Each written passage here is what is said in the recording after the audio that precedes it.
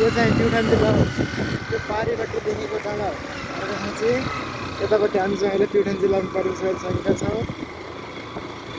यो ठाउँको नाम चाहिँ ठुला चौर हो। यो कुन मल्लरानी गाउँपालिका प्युठान जिल्ला कति नम्बर वडामा पर्छ त्यो चाहिँ हामीलाई थाहा छैन। हामी स्थानीय व्यक्तिसँग बुझ्ने प्रयास गर्नेछौँ।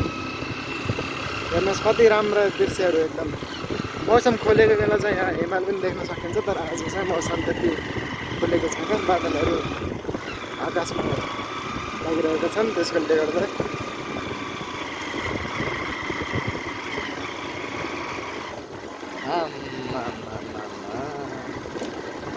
जान्छ जान्छ जान्छ।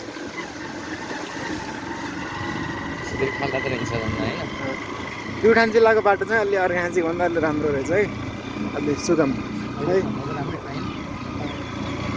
घरमा पसलहरूमा बोर्ड टाँगेको देखेपछि हामीले ठाउँको नाम पत्ता लगाउन सक्थ्यौँ, तर सानो सानो एउटा बजार एरिया पनि हामीले यहाँबाट चाहिँ प्युठानको बेजबार बागदुलासम्म चाहिँ गाडी लाग्ने रहेछ यो ठाउँबाट। त्यहाँ अगाडि चाहिँ एउटा गाडी पनि अडिरहेको छ। त्यहाँ गएर हामीले एकछिन झरेर नास्ता खाएर हामी अगाडि बढ्छौँ।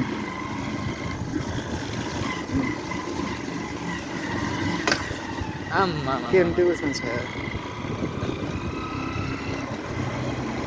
बाटो त है गजब छ नि।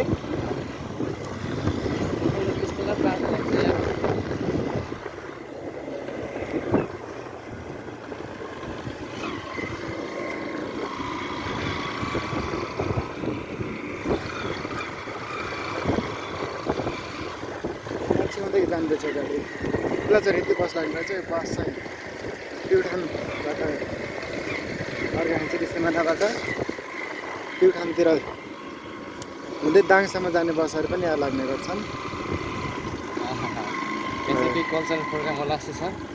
नाच होला कि आज नाच हुन सक्छ। आज एकादशीको दिन मेला लाग्न सक्छ।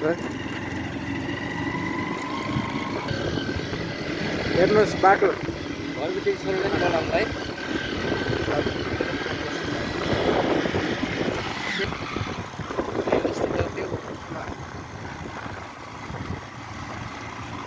हेर्नुहोस् त कति नेपालको विविधता, भौगोलिक विविधता। त्यहाँ तल हेर्नुहोस् कति धेरै गहिरो छ। त्यो सतह लगभग 1000 मिटर जति अग्लो होला। यो ठाउँ चाहिँ लगभग 1750 मिटर जति लगभग उचाइमा अवस्थित छ।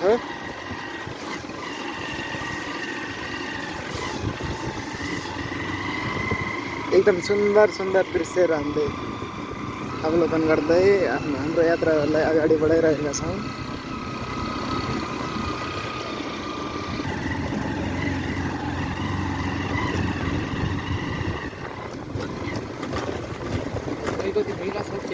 हजुर मेला छ क्या अब मान्छेहरू हिँडिरहेका छन्।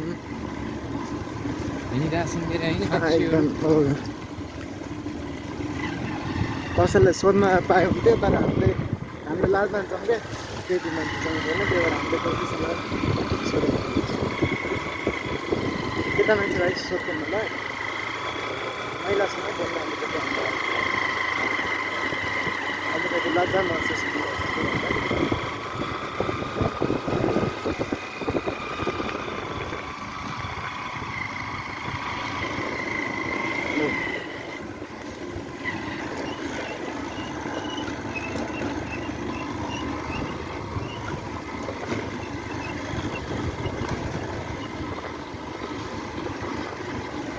बाटोको अवस्था चाहिँ अघि नै भन्दा अलि राम्रो छ यतातिर।